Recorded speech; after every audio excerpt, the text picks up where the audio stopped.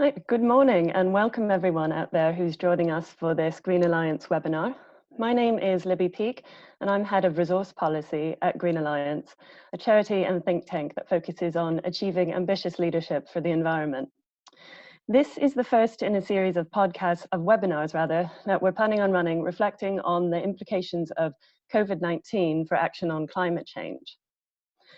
This particular webinar is part of our work for the Cutting Carbon Now project, which is generously funded by the Network for Social Change. And so we'd like to give them a big thank you at the start. This webinar is also a follow-on from an event we held in early February. And that was a completely different sort of affair. That was a full-day conference held in a packed London venue, and it was bookended on either side with both Michael Gove and Nicola Sturgeon assuring us that their respective governments were committed to making a success out of COP26. That earlier event was called Countdown to COP because, at the time, the clock was ticking rather rapidly down towards that UN climate summit, which was due to be held in Glasgow in November. But that was, of course, before the clock was spun so dramatically backwards. And we don't know now how much time we actually have to prepare for that vital meeting of climate diplomats and world leaders. What we can say for sure, though, is that the time the world has to effectively tackle climate change is proceeding in the traditional linear fashion. And so while we'd say it's right that global governments have the health and safety of their populations as the #1 priority at the moment, we do also need to figure out how to ensure the long-term health and safety of the planet that we live upon. And so here at Green Alliance, we've been doing a lot of thinking about that while we've been locked in our houses, as I'm sure a lot of you out there have as well. And we see this as both a moment of peril and of potential. There's peril in the sense that in the rush to get the economy back up and moving again once the initial devastating lockdown is over, we could see environmental regulations cast aside, dirty businesses propped up, or dirty industries propped up even, and a continuing passing of the buck when it comes to effectively tackling the climate and environmental emergencies. That would obviously be short-sighted, and so that's why there's also potential that this awful pandemic could be used as a catalyst for building back better and for creating that more resilient, resource-efficient, low-carbon economy that would benefit us all in so many ways, including better jobs, cleaner air, restored nature, and fewer inequalities. So there's obviously a lot at stake and a lot to get stuck into, and I'm delighted to be joined by an amazing panel this morning who are working on exactly these issues. With us today, we have Chris Stark, the Chief Executive of the Committee on Climate Change, which is the government's independent advisors on creating a low-carbon economy in the UK. We're also joined by Camilla Bourne. She is from the think tank E3G, but she's on what might be a rather longer than expected secondment at the Cabinet Office, working as the Deputy Strategy Director for the COP26 unit. And finally, we're joined by Dr. Thomas Hale, Associate Professor in Global Public Policy at Oxford's Blavatnik School of Government, whose research focuses on how we can solve transnational problems effectively and fairly. Now, before I hand the screen over to the panel, a few bits of housekeeping from me for all the audience members. First of all, if you look below where you can see my face at the moment, you should see two different buttons, one which says chat and one which says Q&A. The chat is where you can talk amongst yourselves and react to things that the panel is saying and whatnot. And we've left that open in lieu of what we'd normally have at a Green Alliance event, which is a highly social networking session following a panel discussion, which is obviously out of the window at the moment. If you have a question for the panel, though, don't put it in there, put that in the Q&A. And once you've put the question, you can upvote it by clicking the thumbs up button that you'll see beneath each one. You can actually also withdraw your support if you decide you don't want that question to be answered. But either way, do please use that system because it will be enormously helpful to our head of politics, Chris Venables, who's joining me on the call as the question master for today's event. He's going to be collating the questions that you put now, as well as the ones that you sent in advance, and we'll try to get through as many of those as possible. I'm also joined behind the scenes by our event manager, Ollie Mount, who's handling the technical side of things, and he also has the awesome power of being able to mute any panelist who's going on for too long. And so as I'm possibly at risk of doing that myself at the moment, I'm going to hand over to the panel, starting with Chris Stark, who I'd like to invite over the next 5 minutes to reflect upon the implications of COVID-19 for climate action in general and on the work of the CCC in particular. Chris, over to you.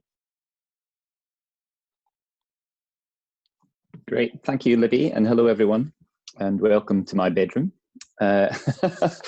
which is a more than common refrain now in many of the meetings that I start. So I'd like to just talk for a few minutes at least about where I think we stand and say as much as I can about what we at the CCC are going to do in response to all of this. And the first thing to say, I suppose, to begin with all of this is a kind of summary comment that nothing has changed.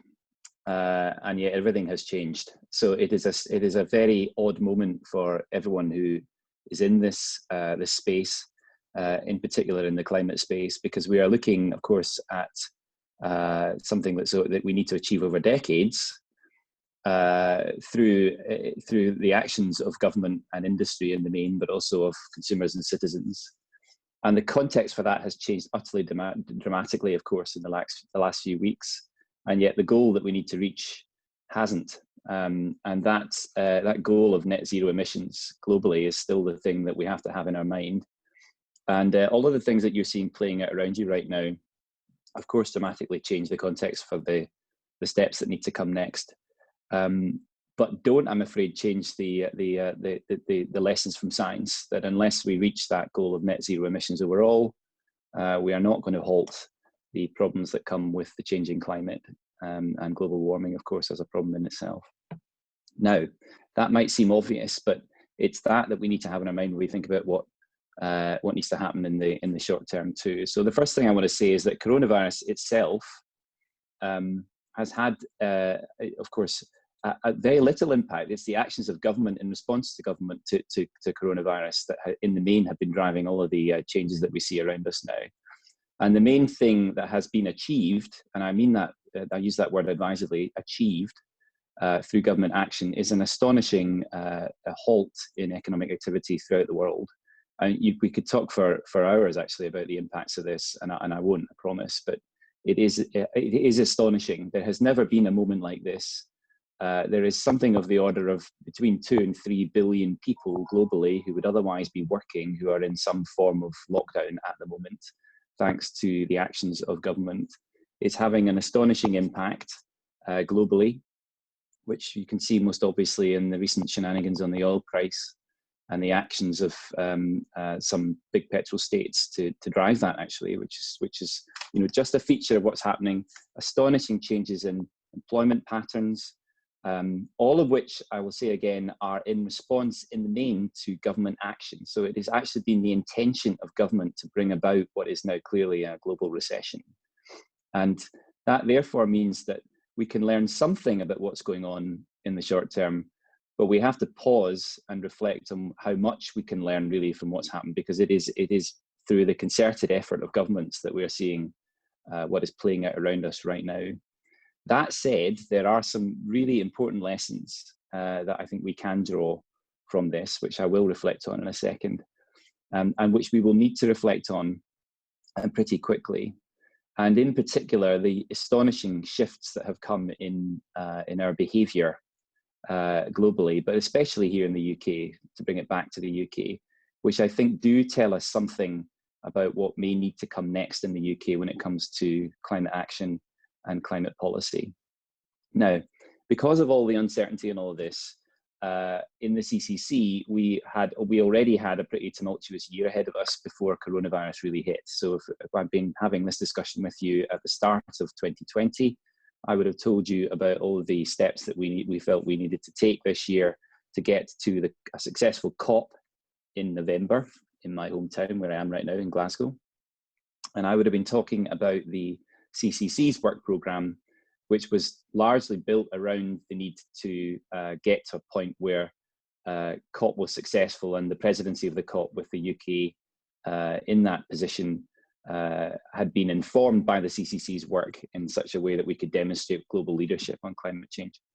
Now that's still the case, and we will be shaping up our programme to meet the needs of a successful COP next year. But what we need to reflect on now is the impact of coronavirus. So we've reprogrammed the things that we were planning to do this year so that we, in the short term, can provide some advice to ministers as best we can on how to restructure and to recover well from COVID and to rebuild. And we've already started to use the word resilient. So we're going to be, I think, framing a lot of the advice that we give in the form of rebuilding to a resilient economy, a climate resilient economy. But resilience is a good word for a whole host of reasons. We will be producing advice for government in June in our annual progress report, which is largely shaped up around the needs of that resilient recovery. And that's a big moment for us. So at the moment we are working very hard on that advice already. And the other big step that we've taken is to change the date of the publication of our 6th carbon budget advice. And this was a really important piece of advice and continues to be a really important piece of advice. We had planned to publish it in September, which would have been a few months before the COP, to allow the UK government to reflect on that and hopefully to agree our recommendations for the level of the 6th carbon budget. And that's the target for emissions in the 2030s for the UK. We're now going to produce that back on the standard statutory timetable of December. So probably at the start of December, we'll publish our advice on the appropriate level of the 6th carbon budget. And we will have to reflect, of course, on the events that are taking place around us right now. But it's interesting to think, last thing I'll say on this, it's interesting to think about that 6th carbon budget advice, because it will be advice about what needs to happen largely over the next decade, a bit longer. And over that period, I hope we will see a recovery and we'll be back to some sort of long-term trend towards net zero. So actually the kind of short-term impacts, I think we will be dealing with in June, and it is really the kind of medium to long-term impacts that we'll be dealing with towards the end of the year in December with our advice on the 6th carbon budget. And the conditions for that, although they are utterly changed by the context of coronavirus, are largely still the same. So the steps that need to be taken to get the UK to net zero emissions will still need to be taken over the next decade. And therefore, what we'll be talking about in the 6th carbon budget is, of course, about the changed context for it, but also largely the steps that we see need to be taken over the next decade to get on track. And I think that is changed by coronavirus, but probably not in as fundamental a way, perhaps, as some of the commentators might think. So I'll leave it there, Libby, because I'm sure we'll come back to some of this later. Yes, absolutely. And thanks very much for that very clear explanation of what's going on. Just to follow up on that, I think one of the things that has been notable to me about what's changed during the coronavirus pandemic is that there's been a notable return of scientists, of experts to the front line of policy making. And we've seen the government insisting that its response has been guided by the science at every stage. And that stands probably in marked contrast to some of the things we'd seen in the past, not least with the government not managing to get the policies in place to meet the 4th and 5th carbon budgets when they were aiming for an 80% reduction. So I wonder what you think about what this means for policymaking in this space as well, and if the government is going to take your advice more seriously now, and if not, what we need to be doing to make sure that it does. I don't know is the short answer to that. I mean, I actually feel that we were having quite a good hearing with government before coronavirus. And I know there was a whole momentum in government and crucially in industry to respond to the net zero goal that was set last year on the basis of our advice. I like to think that one of the impacts of this is that we will take scientific expertise into the heart of government in a more serious way. And were that to happen, then I think the climate science would have a really important role in framing up what needs to come next. But I suppose more generally than that, I think politically, climate change has taken on a different significance. So if the last recession we had, 2008, 2009, climate didn't have the kind of significance that it does now politically.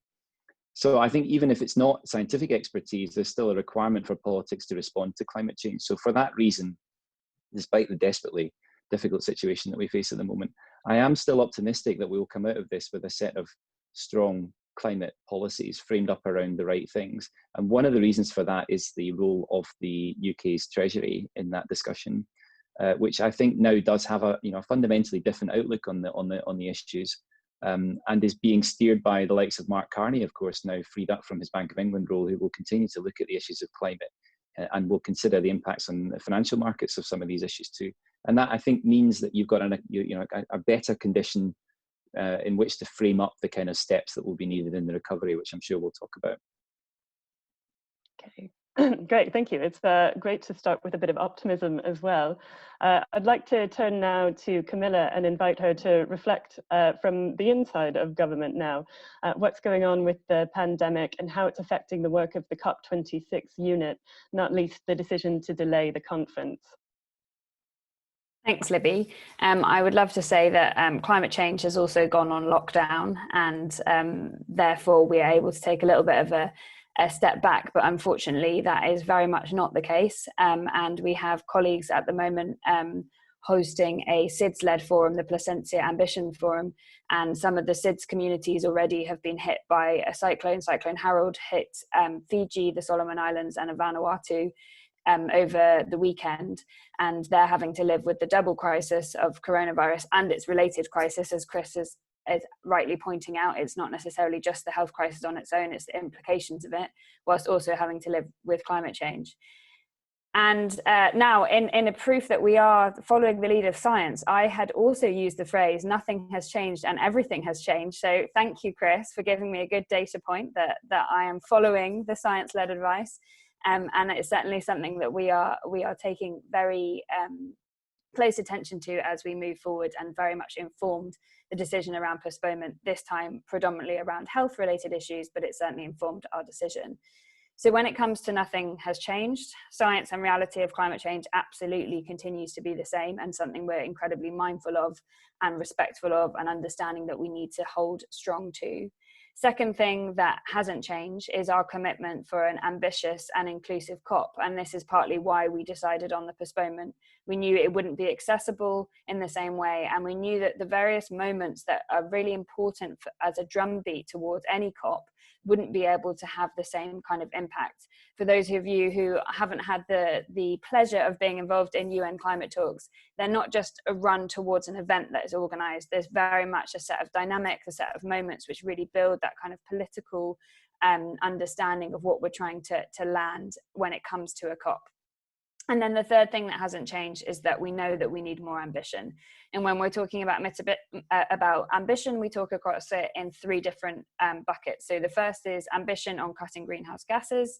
The second is ambition around adapting to climate impacts. And the third one is ambition to make sure that the finance and the support needed to deliver that climate action is flowing. And then when it comes to everything has changed. So the first one, of course, is the postponement. So this decision was taken by the COP Bureau. So the COP Bureau is a regionally representative body which represents the parties of the UNFCCC, and it was taken, as I said before, for predominantly health related reasons, but also for climate related reasons, in recognizing that the challenge of this COP in having to create the negotiated outcome, but also importantly showing that the first cycle of the Paris Agreement had worked and increasing the amount of ambition over time. We knew that that was going to be challenging in the context of a November COP this year, whilst coronavirus crisis is such a challenge. What we're doing now is consultations to understand when would be the best date for the COP. We're taking scientific advice, we're listening to the views of various different parties. I would certainly welcome the views of those on this call. Please do reach out if you have perspectives on when you think the COP would be most effectively hosted. We're also working very closely with our African colleagues, because they are the ones who will take the COP27 hosting role, and it's important that we make sure we align with their views and their responses on that. And then the second component that has changed, which I think Chris has spoken to a little bit, is the kind of political and economic landscape, which has changed across the world and is absolutely still playing out. So that's something we're holding close to. And then the third component, which has been raised several times already, and I think is going to be a conversation that grows louder as a chorus, and something that very much could play a big role in shaping the COP whenever it may be, is the discussion about a recovery and green resilient recovery at that. And we know that there's a big choice out there. There's a choice, do we lay the foundations for sound, sustainable and inclusive growth? And that's the language that was in the G20, which I want to stress as a data point that is really, really helpful. Or do we want to lock in pollution for decades to come? That is a choice we've got to make. And it's not inevitable any which way for any which country, but it's something to certainly be conscious of and think about how the likes of the Paris Agreement and the Sustainable Development Goals should shape and influence that approach. Another data point that I'd highlight is at the World Bank meetings last week, the Secretary of State for the UK Department for International Development, Anne-Marie Trevelyan, was talking about the need for a long-term approach that was sustainable. She used that phrase, building back better, and she also talks about the importance of climate change in that context. Another data point is this Placencia Ambition Forum, which the COP president or incoming COP president Alok Sharma is participating in. It's really fantastic to see that leadership from those small island developing states, and they're already talking about the need for that green resilient recovery, staying really firm on their commitment to climate action, as well as dealing with the impact of coronavirus. And then the third thing to flag, which is upcoming, just so that people have it on their radar, is on the 27th and 28th of this month, so next Monday and Tuesday, is the Petersberg Dialogue, which will be co-hosted by the UK and Germany. And a lot of the focus there will be around the green resilient recovery. So that provides another space for that conversation to begin emerging. We're not all there yet. There's a lot to think about. There's a need to think about the fact that we still have to remain the focus on those priority areas that we had before, be they ambition, adaptation, resilience, nature, finance, zero emission vehicles, energy transition. That still remains the same. We still have to get that negotiated outcome, but we do need to understand how the world is profoundly changing around us and understand how we can refresh and realign our approach so we've got the strongest tactics and the strongest strategies for really getting to where we need to get to, which is much more ambitious climate action across the world. I'll stop there. Thank you. Okay. That's great. Thank you very much. And we'll certainly keep pushing for everyone to be making the right choices around resilience and building back better. One of the questions that we had sent in advance was about whether or not, in the absence of COP in November, there's still scope for some sort of high-level dialogue between governments, businesses, and civil societies in this space this November. And obviously, you've just described that there's a lot going on still. But do you think that some sort of high-level event and public dialogue would be useful? Is that something you'd like to see, and what would need to happen for that to happen? So as you said, there are many discussions ongoing, and I hope that that will continue to be the case, and I think more and more will come up. I think we have to see what happens. It's certainly something we're considering. I know the UN has also been talking about different components of how we have these kinds of conversations. So it's something we're definitely mindful of. As I said, we're open to ideas. We're very much in thinking mode and seeking the consultations that we need to inform those kind of decisions. So welcome any thoughts on that. Okay, I love it when people get invited to submit thoughts. So everyone out there, please do that. Also, just a reminder to people, I see that people are putting some questions in the chat. If you want those to get answered, please do put those in the Q&A, because we're not necessarily monitoring the chat. And just now, I'd like to turn to Thomas to reflect more on the international scene, not least as I know that you've launched a tracker for the actions that governments are taking on COVID-19. Can you tell us a bit more about how governments are responding generally and the threats and hopes for global cooperation for climate action in 2020 and beyond? Thanks, Libby. Thanks for organizing this great discussion. So as a political scientist who thinks about international cooperation, what scares me most about COVID-19 is not actually the disease itself, but actually how it's shown the fragility of some of our global and national governance systems. We have a fairly good global health monitoring system under the World Health Organization. It worked decently in this case. The WHO identified it, began tracking it, began putting out advice. That's as much as governments have allowed the WHO to do. But in response to that fairly accurate tracking system, we've seen a very ad hoc set of responses from governments around the world. We haven't seen governments falling into line behind scientific evidence in a consistent way. Some have acted quickly, some have acted slowly. There's huge differences in the outcomes there. We're only now beginning to see what those different choices that governments have made over the past few months translate to in terms of impacts, in terms of deaths. But it's a very mixed picture, is the frank assessment. If we were giving out report cards now, there'd be probably more fails than passes. There are many bright spots, but really a lot that we didn't get right in the first quick, early, critical months of this outbreak. And so that's a bit of a cause for concern if we're thinking about how climate change is going to multiply and replicate these kinds of challenges over the next century. This is really something that shows how we need to make our governance systems more effective, more responsive, urgently. So as Camilla and Chris have said, we're really, I think now, the implication of that is that we're at a real critical juncture. And in social science, we use the word critical juncture very specifically, and actually in the way you used, Camilla. We think of it as a choice that decides what other choices become possible or not possible. In other words, it decides what pathway we go down. Prediction is difficult. Who could have predicted we would all be here today talking to each other on a webinar from our kitchens and bedrooms? Who could have predicted the price of oil would fall below zero at some point in the US? These are all things where there'll be more things like that coming down the line. But even if we can't predict, we can think about what different scenarios might be plausible.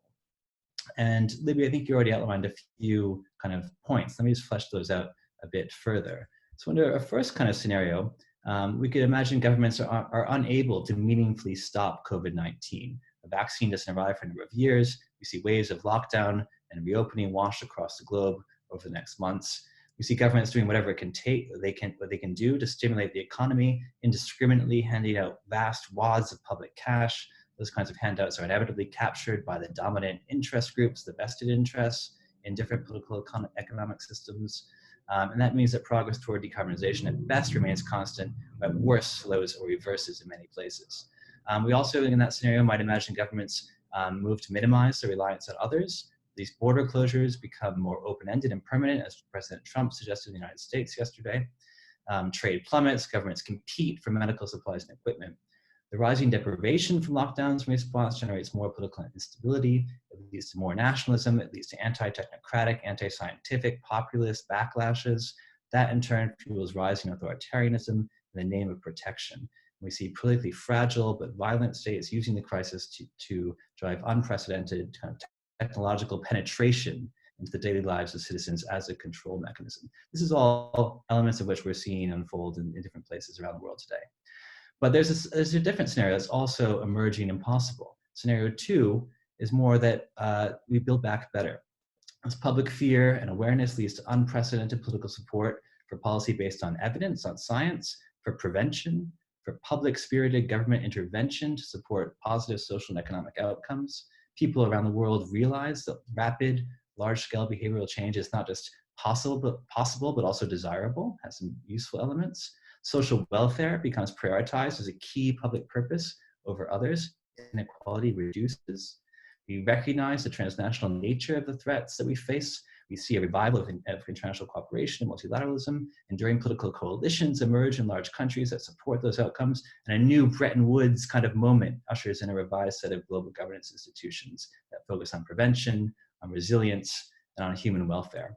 So I think those are really the two choices we face. These are two pathways. And the question is not which one is right, which one's going to come to pass. We're seeing elements of both emerging, as I said.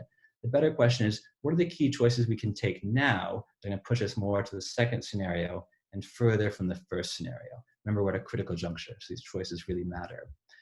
There are two big ones, of course, that I think are the two biggest.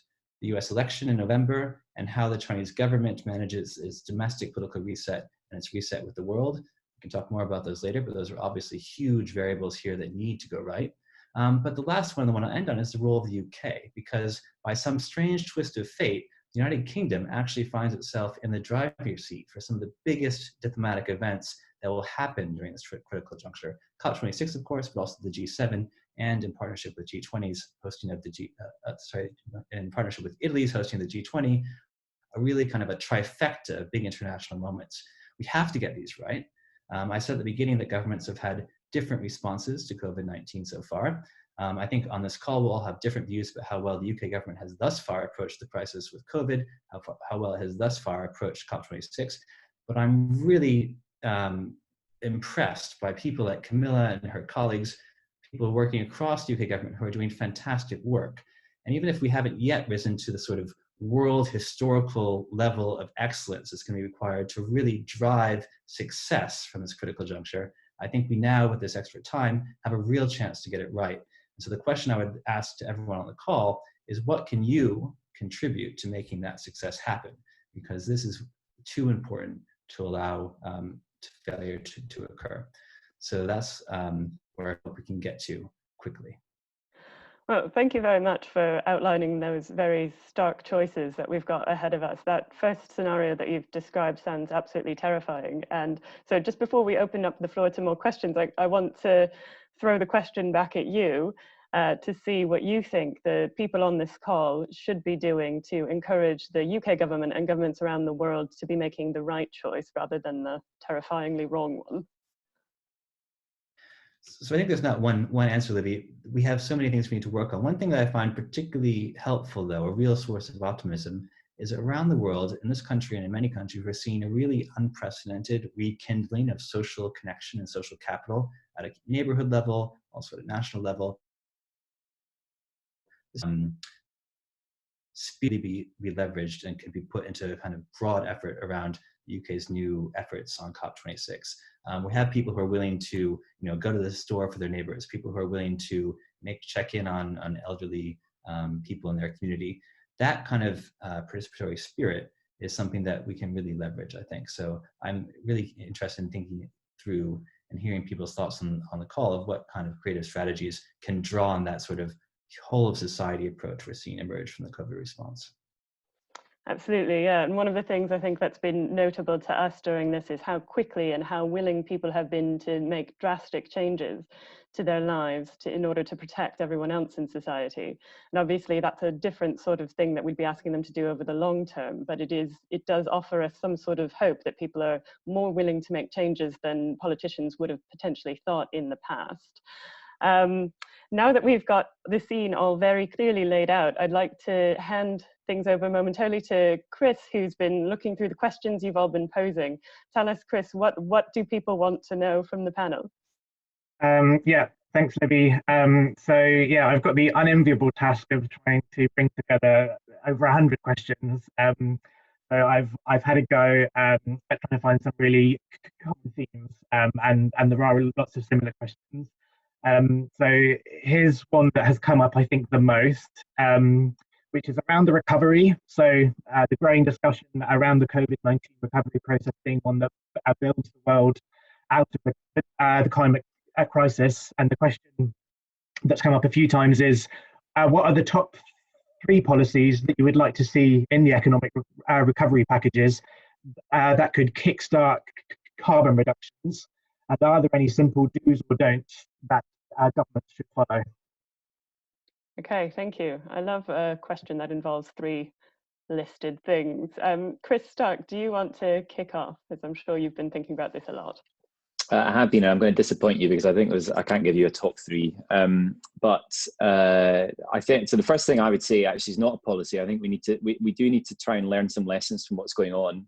And I have to say I'm a bit cautious about some of the commentary that, this is a, it's utterly changed behavior of society, and we should be, we can reflect on that and build it into policy.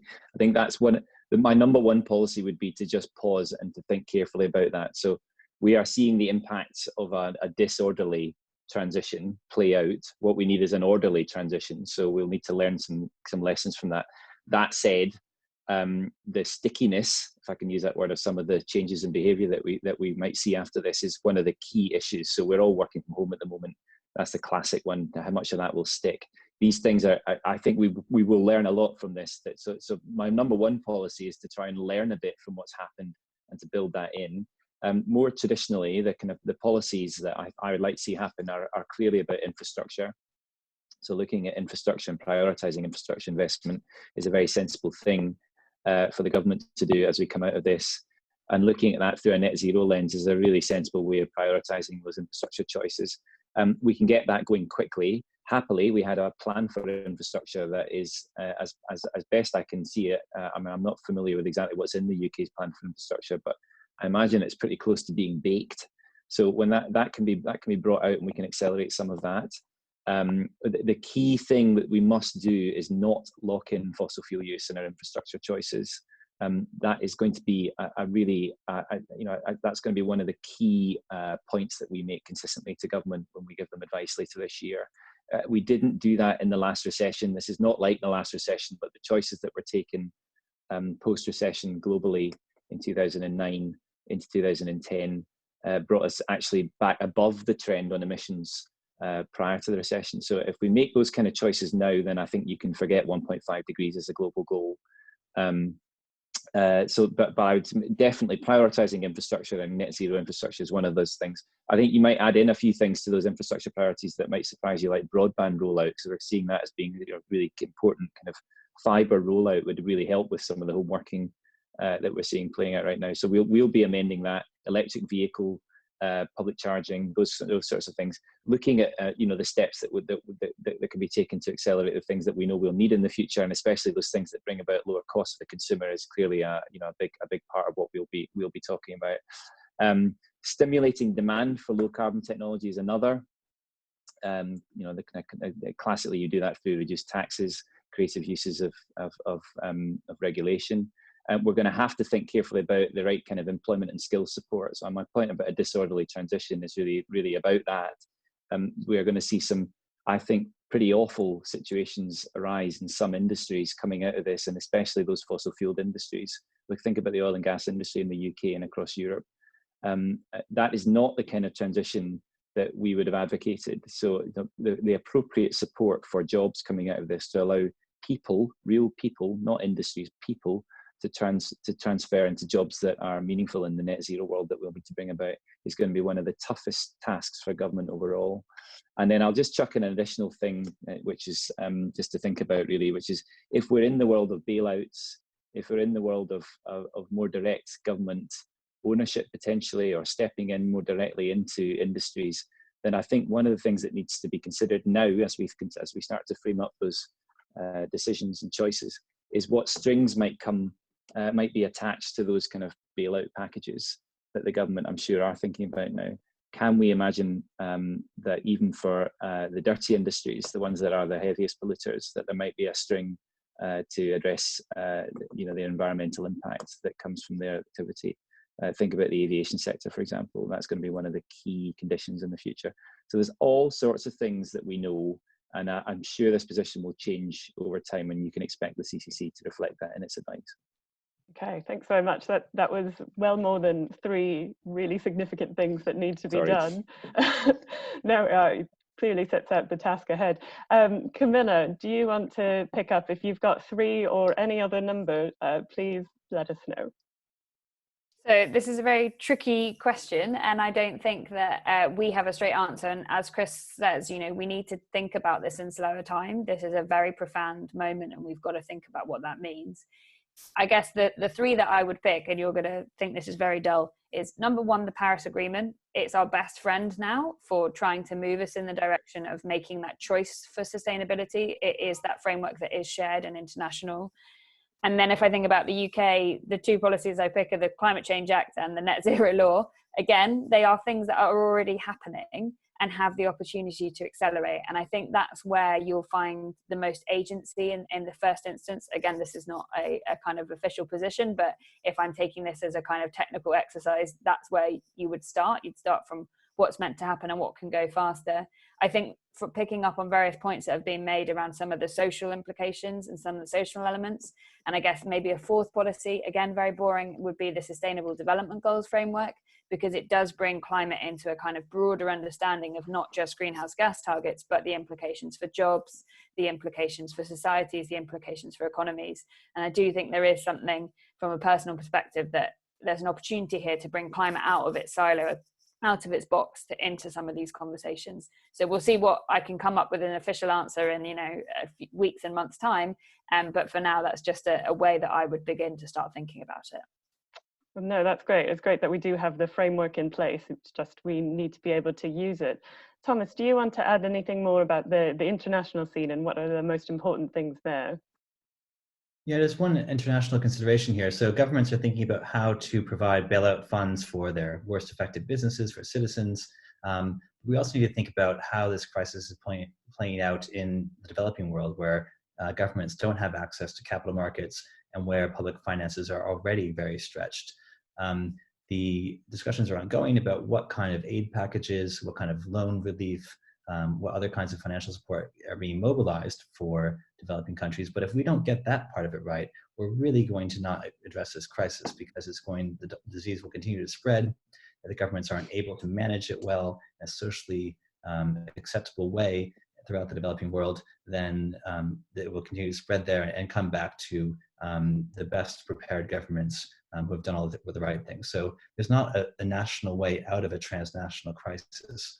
And that's another factor the government's going to have to be thinking about going forward.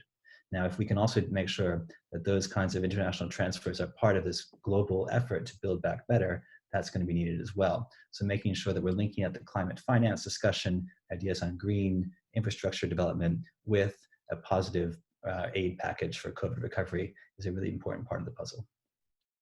Absolutely. Thanks very much.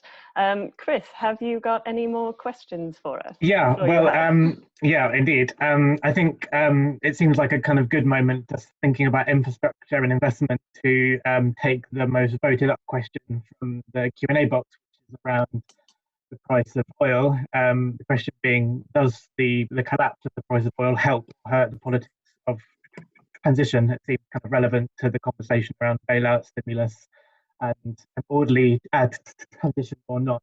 So I think yes, and it's by far the most voted up question. So I think it would be good to take that one. Okay, and I think Thomas was the first to bring that up, so I'll throw that question to him to get his thoughts on that question. I think Chris brought it up before me, to be fair, but I'm happy to take a stab. So we should remember that the price of oil that we've seen driving headlines is about sort of future options to buy oil. It's not the kind of price that people pay to fill up their cars or to fill up airplanes. It's an extraordinary phenomenon, but it's a little bit of a complicated financial instrument, so we shouldn't overinterpret the negative effect. The larger geopolitics here, though, are fascinating, and we're seeing a real war between Saudi Arabia, Russia, and the United States over what who should be allowed to sell oil into the market. If these low oil prices continue for a long time, we're unlikely to see higher cost producers, especially US frackers, be able to survive longer term. I think that could be actually very positive for the global politics of climate change. If you took out a big interest group within the United States pushing for more pro-fossil fuel policies, that can only be beneficial to the global response. But you might have an opposite scenario where actually the United States decides that that threat is so difficult and so challenging that it goes much more in to support those kinds of producers. And we see a huge repurposing of public finance to defend what President Trump likes to call energy dominance. So I think it's a very critical factor how this all plays out. The key variable is, I think, how long the oil price stays low globally. That depends on how quickly the corona recession moves back. So that's what I'll be watching there. Okay, thanks. Chris, as you actually brought this up first, do you want to add your thoughts to this? Yeah, I'm happy to. I mean, I have to say, I think this is probably one of the biggest single changes. So when I look through all the kind of impacts that we're seeing playing out, I think the oil price change is probably the most significant when it comes to the long-term climate questions. I think we are going to see a prolonged period of low prices because we've got a straightforward issue of suppressed demand, and I'm afraid I'm increasingly of the view that that's not going to change for some time, and it will be sufficiently long that the oil majors, who are all hedged to some degree until probably the end of the year, will all now feel the impacts of that properly. So I absolutely agree that the very odd period of negative prices that we saw yesterday was a short-term impact. But it does look like there has been a structural shift for some time, for at least a short period towards something that looks like something like a $20 oil price, which is astonishing. That has been driven in part by some very, very aggressive actions by, in particular, the Saudis, and it looks like a bit of cooperation with the Russians as well, who of course can tolerate that kind of low oil price. Now you can ask yourself the question: why have they taken that decision? Why do we see that kind of level of aggression? And why do we then see, the response from the US to try and prop up, in particular, the shale industry?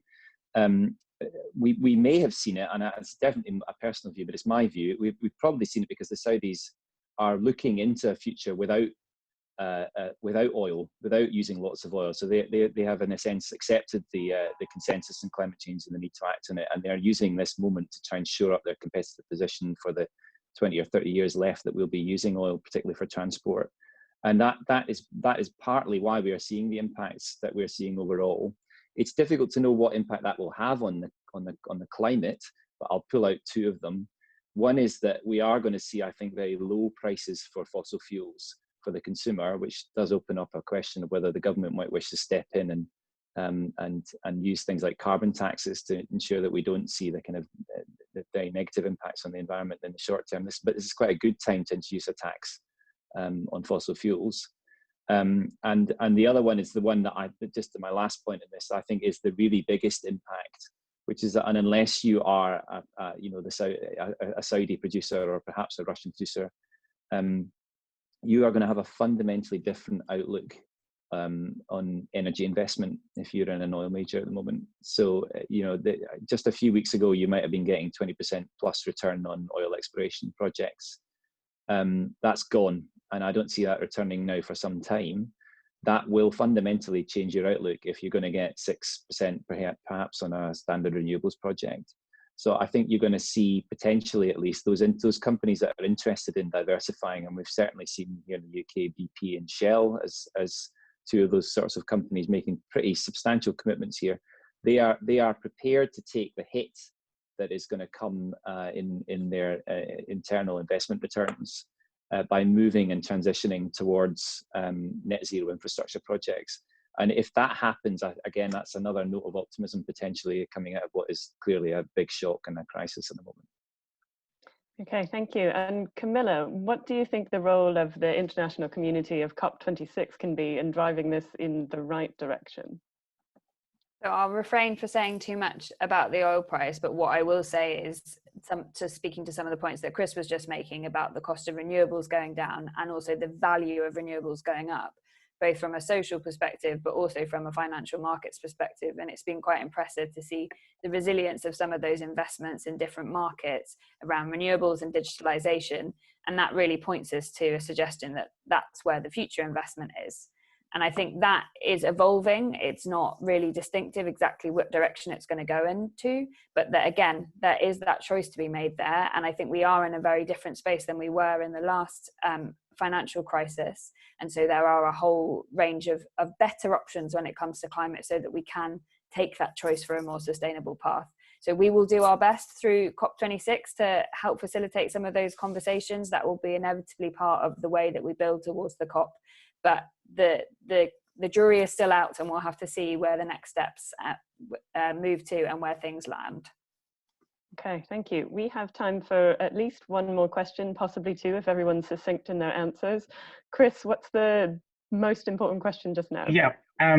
Okay. So I think one thing that's come up a lot, both in the Q&A and in the questions that were submitted in advance, is both the nature of the kind of extraordinary and kind of far-reaching interventions of government in a time of crisis, and also the changes that people are willing to accept to their lifestyles. So there's a question that's come up quite a bit of how to take forward both of those dynamics, the willingness of government to really intervene and the willingness of citizens to change lifestyle. And I think the question is how we what lessons are there for the climate community and for all of us of taking that forward. Okay, thank you. So shall we start with Chris on that one, because you mentioned that as well? Go ahead. So I'll be as succinct as I can. So what I couldn't quite hear everything that Chris was saying, but I'll try and answer a question about what lessons we can learn from this, because it's an interesting moment to ask that question. There will be lessons that we'll need to learn that we haven't yet thought of. But I think for me, I've already made the point about the need to plan well for orderly transition, because if you don't, you see some of the very difficult impacts that are playing out, not so much in the UK, but in other parts of the world, actually. I would look actually at the US for a really disorderly transition, because the employment impacts there are eye-watering. It's quite astonishing how quickly that has happened. So orderly transition is one lesson, the need to plan well for that, of course.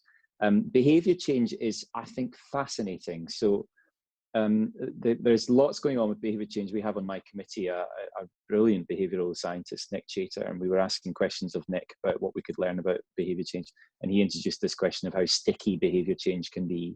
It is definitely true to say that the change in behaviour we've seen at the moment is climate positive. The question is how much of that will rebound after the lockdown is removed or gradually removed. And interestingly, the kind of general rule here is that the longer these behaviour changes go on, the more sticky they will become. And it's partly to do with the kind of human psychology of it, and as Nick describes it, that basically we tend to associate negatively big changes. We think about all the negative aspects of big changes, but as we get used to things, we then think negatively about the change back. So we will think more about the awful commute that we used to do, rather than the fact that I can sit in my have to sit in my bedroom and speak to you.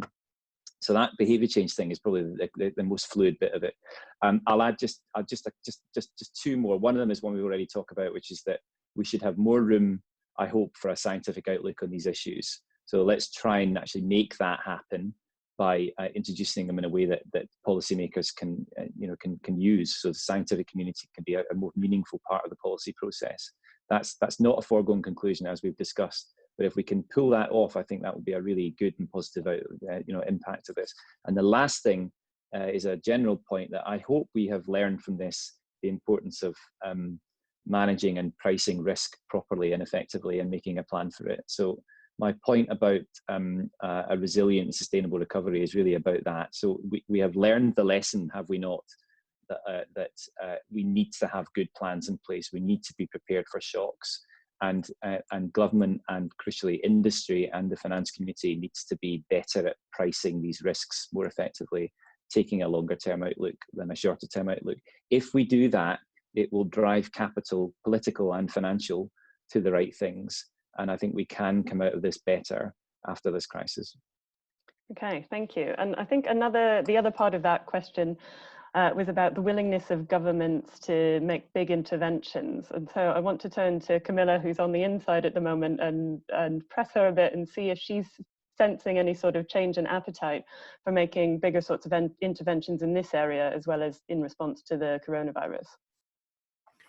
So it's a really good question, and it's been, myself as a citizen as well, I feel that there is a changing relationship between citizens in the UK and their governments, and I think that's happening in many places around the world.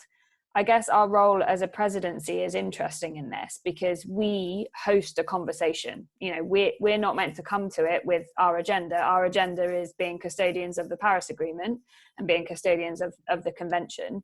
We create a space for a conversation to uphold that and deliver on that.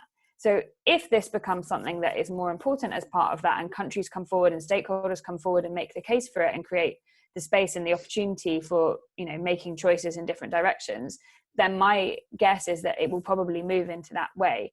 But at this point in time, this is still so much in flux that we haven't really got a kind of firm direction of travel. But certainly, I mean, what the UK government, other parts of the Cabinet Office, my colleagues have been doing is something that I could have never predicted 2 months ago. So who knows what the implications will be on this, and we'll see how that influences all the governments that we have to host, the 197 parties, there's a lot of them, at a COP, and what that means for shaping the conversation. But again, would welcome people's views and ideas, because this is a moment of flux. We are a presidency, we are hosting a conversation, so please do input to it. Okay, thanks very much. And Thomas, have you got any predictions about what's going to happen in that space?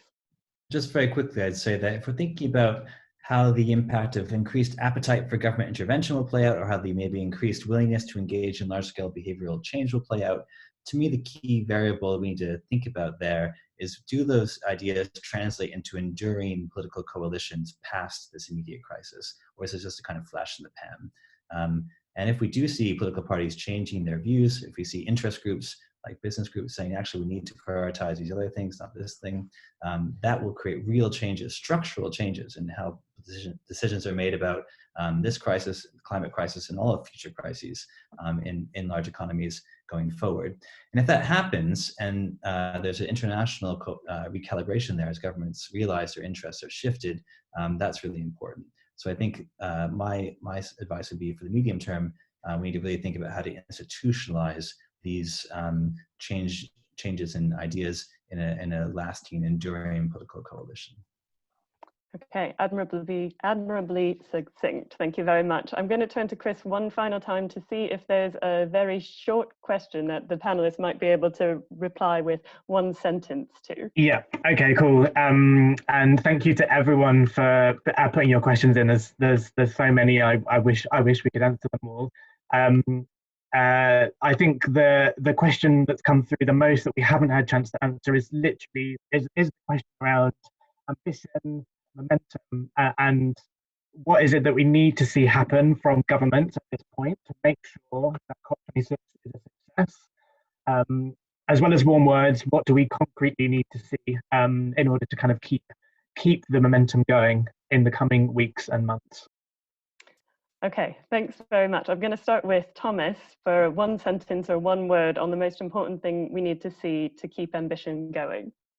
I think we are seeing ambition going. South Korea is now committing itself to a net zero target. We're seeing lots of these things bubbling up from cities and businesses and others. Let's keep the focus on that drumbeat of action from the climate leaders we're seeing, who are using the COVID moment in exactly the way to build back better that we need. That was a bit of a run-on sentence, but I think it was one. No, I'll let you get away with that. Camilla, have you got one sentence or one word on what we need to see? I would just say build back better. I think it's the best ally we've got. Okay, great. A good slogan for us all to keep chanting. Chris, have you got anything to add to that slogan? I would just say that let's make sure that that goal of net zero emissions, which of course is a scientific goal, is used in the right way to frame up the right response.